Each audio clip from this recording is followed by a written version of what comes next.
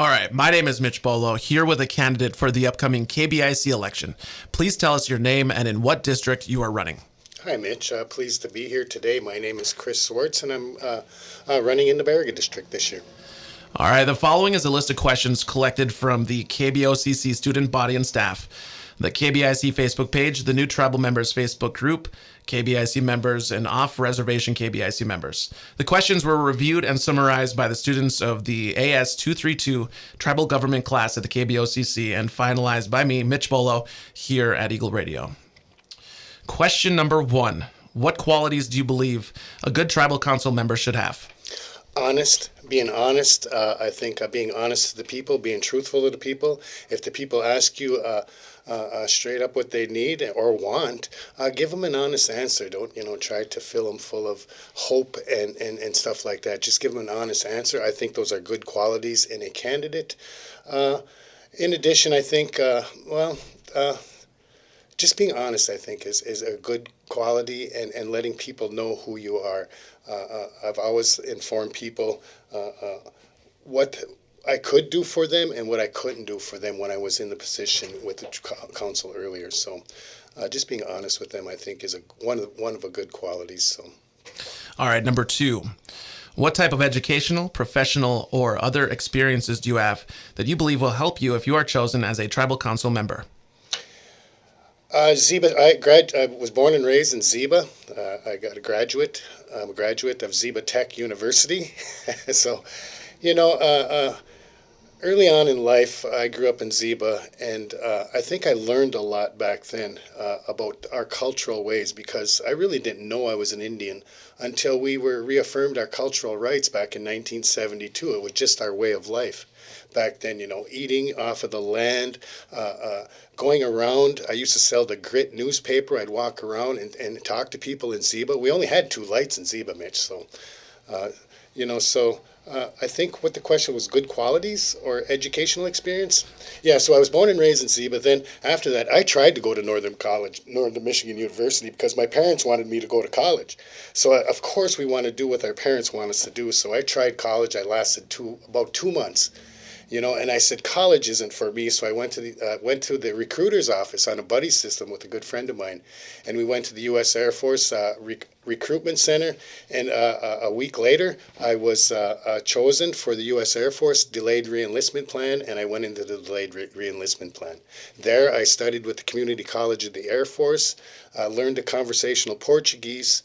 And throughout afterwards, I did a lot of studying here. Not a lot of studying, but, just educating myself about, reading books and stuff like that. So I don't have a whole lot of education other than growing up here and just doing it, I guess. So thanks with that, Mitch. Question number 3. What do you believe are the biggest issues within our tribe today, and how do you plan to address them? Geez, that's a loaded question. What are the biggest issues? I mean, there's a number of issues. I mean, you could talk from any demographic, from the kids to the kids to the seniors, those in between the seniors. I think the biggest issue we have to learn is facing us today is probably figuring out what we need for the community. We have a lot of wants out there, but we need to start taking care of the needs of our community. I've been out there talking to people, and they said, yeah, casinos are great. All of this stuff is great, but we need to start focusing on prioritizing and meeting the service needs of our people. I'm out there, I hear cultural, I hear language, I hear we need to spend more money on that. Casinos are great, golf courses are great, but I think those are, there's a time for that. We should take care of the needs of our people first, and that's what I'm hearing out there while I'm knocking on the doors. Elders certainly are very vocal on their needs. They want a senior elder facility. They want more attention to them, and I told them that if I'm elected, I will try to take that to them and bring it to the council and bring their needs forward, because let's face it, Mitch, I'm not getting any younger either, so a lot of us said, and a lot of us aren't getting any younger too. So, I want to focus on that, not only on the wants of the community, but also the needs of the community. And I think the needs of the community are more important at this time, at this point in time, than the wants of the community. So I would like to prioritize those needs, and maybe, and if we are able to fulfill the needs, then take care of the wants of the community. Question number 4. This one is in 3 parts. Holy. What is your knowledge when it comes to 1, Robert's Rules of Order, 2, the 7 grandfather teachings, and 3, other traditional Anishinaabe customs? So 1, what is your knowledge when it comes to Robert's Rules of Order? Well, I read a book on, I think they had Robert's Rules of Order for Dummies that was given to us. So I read the book on Robert's Rules of Order, but being more seriously, I think I've actually run a council meeting for almost 11 or 12 years. And sometimes Robert's Rules of Order lays down the law of the land, so to speak, and it creates some kind of semblance of order. So I think knowing Robert's Rules of Order and applying it when, sometimes there are some contentious discussions at council, needs to be applied so everybody gets an opportunity to be heard, so one voice doesn't overshadow the thing. So Robert's Rules of Orders is, to me, a living document. I kind of go to the Constitution of the Keweenaw Bay Indian community if it really comes down to it, because we've had some situations here on the L'Anse Indian Reservation where the Constitution had to be drawn out and dragged out and looked at, and somebody had to make a determination on, what's the right thing to do. And sometimes Robert's Rules of Order creates and maintains some semblance of order. And I didn't get to the other 2 parts, but that's fine. Yeah. The next one is the 7 grandfather teachings. Growing up, and like I said, when I first started, I really didn't know as Indian until, we were affirmed our treaty rights. I worked with my grandfather all of the time. We hunt, we fished, we trapped, we gathered. I rowed the boat for him. Those were my 7 grandfather teachings. And back then, we didn't really have an organized cultural activity back then, because my family, I've asked my grandma, who was a full-blooded, fluent Ojibwa speaker, why she didn't pass that on to her children. She said she was afraid to pass that on to her children because she was afraid they would take them away at the boarding schools. So, I always took that in with a grain of salt, and my 7 grandfather teachings actually came from my grandparents who spoke Indian, and they were also chiefs too. But this new notion, or not new notion, it's always been there, but it just recently came to my attention, probably about the 1980s or 1990s, that there was these 7 grandfather teachings. In fact, I was fortunate enough to attend the first powwow here at the Keweenaw Bay Indian community, and I married that first powwow princess, my wife Jacqueline. So she's been with me for a long time, and I want to give her kudos. She puts up with a lot of baloney from me, and kudos to her for staying with me for over 30 years. What about other traditional Anishinaabe customs? Other traditional Anishinaabe customs. Helping out people, I think, is a custom and a tradition. You help your people when you see them. If they need help them out. That's always been instilled on me. I don't know what the customs and traditions are. Maybe taking your hat off when you go into, there's an honor song, and, just respecting people and treating them the way they want to be treated too, and respecting them in a way, and treating them in a way that you want to be treated. Those are the customs and traditions I looked at. I know there's some respect, honesty, truth, all of that other stuff. I can't name the 7, but, I always take a look at them because they're there, because they're good. They're good guiding principles, and they're good to take a look at, and humility and all of that is taken a look. So my grandfather teachings come from my actual grandparents, I guess, to tell you the truth, Mitch. And, so I read in the book that there are 7 grandfather teachings. So I do try to, at least acknowledge them, and it's hard to live, what did you call 7 grandfather teachings. 7 grandfather teachings. I mean, you got 7 grandfather teachings, then you got teachings from the Catholic Church. I mean, there's all kinds of teachings that, that's incorporated in my head. So Mitch waved his hand, so we'll go on to the next question. On to the next question. Question number 5. What is your opinion on communication, transparency, and accountability within the Tribal Council? Communication, transparency, and accountability within the Tribal Council. I've been on the Tribal Council for almost 21 years, and the last year I've been out of it, and I really noticed the lack of not but the tribe tries to communicate with the council and its members. They've got all kinds of opportunities to, for members to learn about what their tribal council is doing. But I think we could do better. I see the audio, I see the video. It's terrible. I can't make heads or tails up there. I was thinking about this too, as how we could improve communication to our tribal membership. And, I was thinking, why go video? Why not just go audio? I think audio takes up less space on the World Wide Web, and it's easier to push an audio signal rather than a video signal. I would rather hear people what they're saying rather than seeing them. To me, that's what radio is about. I mean, we know, Mitch, that radio touches more people than the TV does, and the best time to do that is during drive time. So, I think communication, transparency, it could be worked on, because I know it's not that the tribal council it lacks it. It just needs more direction on how to get it done. I think maybe our new communications director, was just recently hired. Maybe they could attend the tribal council meetings and provide a summary of what happened at the council meetings, and that may help with the newsletter. Question number 6, what are your feelings regarding blood quantum? Blood quantum feelings. I feel every Indian should be recognized, whether they're full-blooded or non-blooded. Now, that's a constitutional question, I think, what you're trying to get to. And I'm all for constitutional reform. We've tried to do constitutional reform a number of times, but it's hard to get a hold of, not hard to get a hold of the constituency, but hard to educate the constituency on why you're trying to do what you're trying to do. And most of the times we fail because we try to do it 2 weeks before an election. 3 weeks before an election. I think if you're going to effectively do it, that they should have a time period of maybe nothing before 30 days before an election, so it gives the people an opportunity to thoroughly examine the documents that are being presented to them and make an informed decision about some big time referendum questions, and I just think more time and effort could go into that. And I forget the question, Mitch, and I don't see you raising your hand, so maybe you can...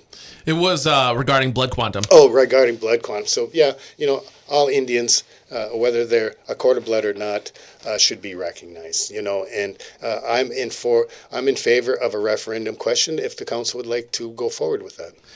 Question number 7, what do you think can be done to encourage tribal members who currently reside elsewhere to live within our community?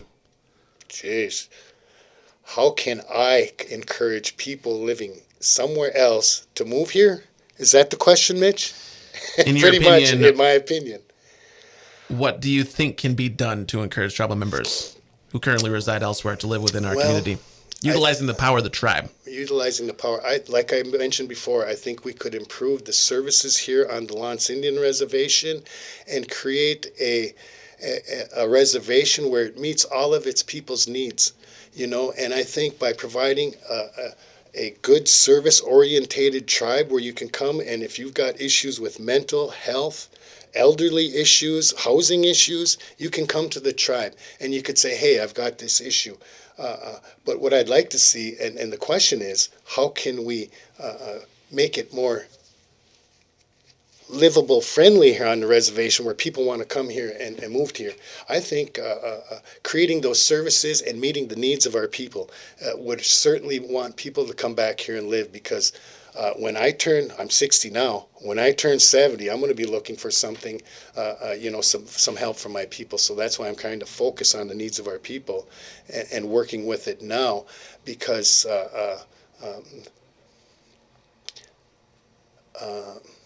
life goes by quickly, Mitch, and in a blink of an eye, you're 60 years old, and I'm 60 today, so I mean, I've got probably 10, 15 good years left is what I think, so I'm trying to make the best of it here, and I hope I can convince our other tribal council members that, meeting the service needs of our people is important and should be prioritized. Question number 8, in your opinion, what can we do to encourage and support our youth to be active in the community? That goes back to the meeting the needs of our people and prioritizing our wants and needs. I think our children need support from their council, and they could get more attention from the council. What that is, we have a lot of people that work for us.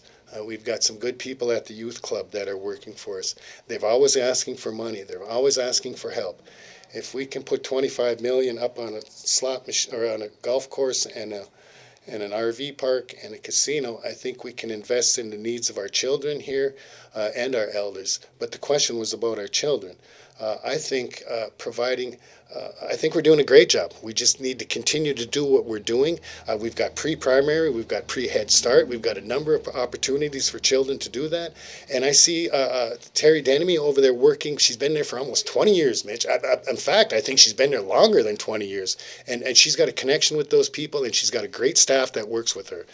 So I think encouraging them to continue what they're doing, and maybe there's some issues that need to be resolved out there. I don't know. I haven't been there for a year, so I'm looking and I'm listening to what the needs of the people are. So I'm willing and wanting to help everyone.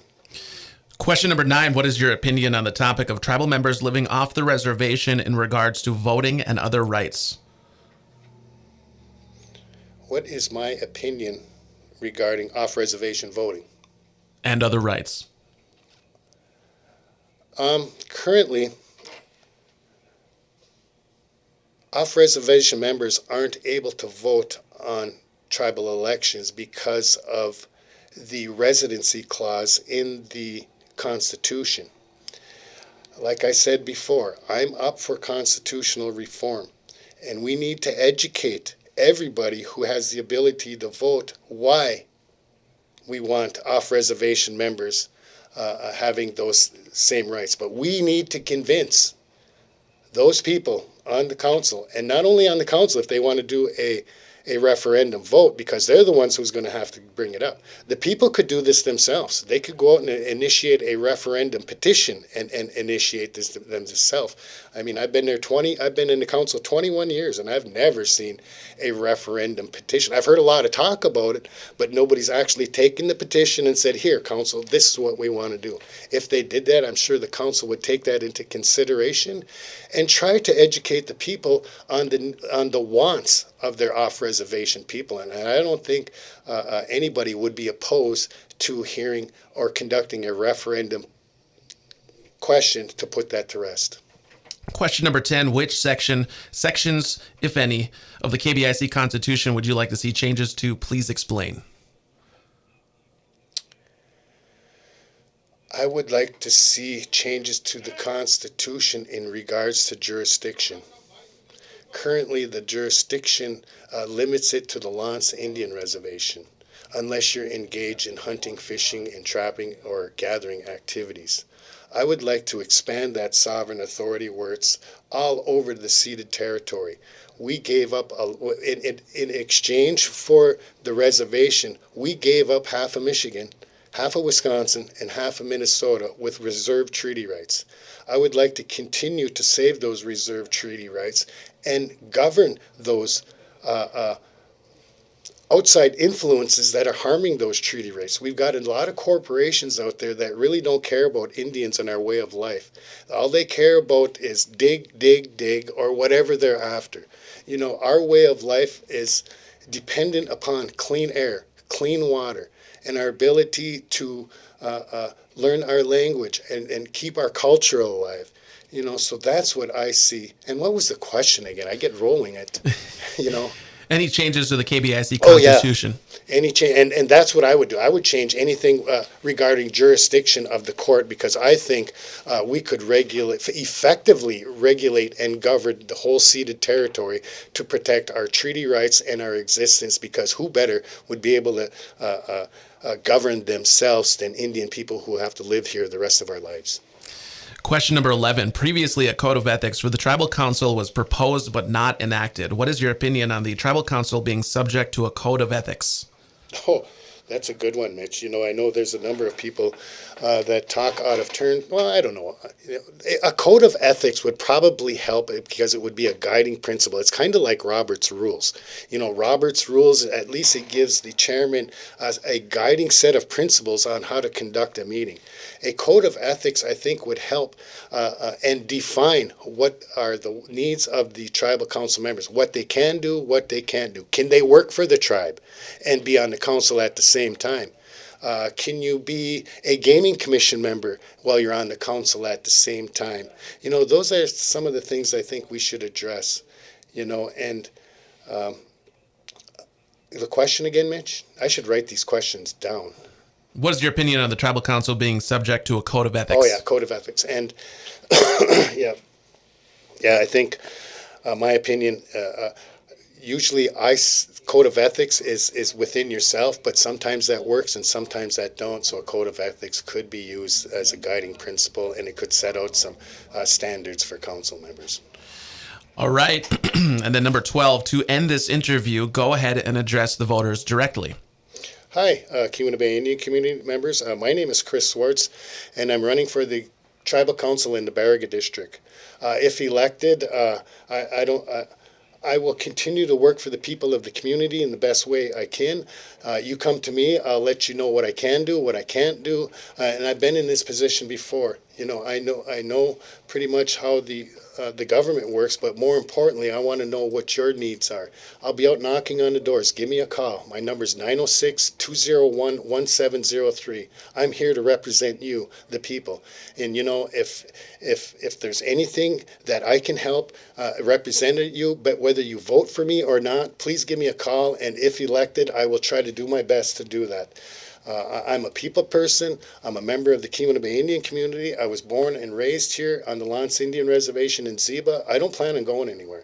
I went to the Air Force, and everybody says, once you leave, most people don't want to come back. I was the opposite. I couldn't wait to get back. I love this place. This place is mine. I grew up here. I got to be next to the water. So, whether I'm voted or not, I love this community, and I hope for the best of it. So, lastly and leastly, happy holidays. Everybody, it's a stressful time of year. Take your time to take some time for yourself. And if there's something or that you need, please give somebody a call if you need some help. Chimigwech, Miyu. I'm done. Thanks, Mitch. And happy holidays to you and yours too, Mitch. So. And to you. Yep. Thanks.